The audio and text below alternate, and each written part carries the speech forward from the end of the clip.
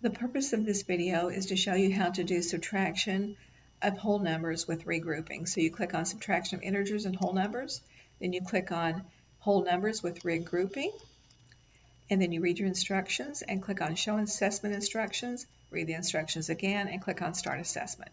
So your operation sign here for subtraction is going to be the minus. So you put that in the highlighted blue box, tab over positive numbers, subtrahend less than the minuend. So you put in shift plus, tab after each number, 1, 9, 6, 9, 7. You tab it again, shift plus, and then put in 3, 4, 4, 9, 7. You put in a plus sign because it's going to be a positive number. Go all the way down to the end, and 7 from 7 is 0. You'll put a 0 up there because you're not carrying anything.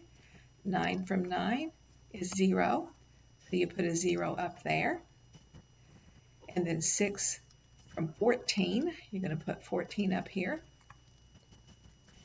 It's going to be 8. Since you borrowed 1, you need to put the forward slash on the one that you borrowed. So put in the forward slash and make this a 13. 9 from 13 is 4. You borrowed again, so put in another forward slash. That's going to be 2, and 1 from 2 is 1. After you finish that, showing that your for the problem, the answer is 14,800. So you click score and present feedback. And it tells me I have correctly provided the correct solutions for the assessment.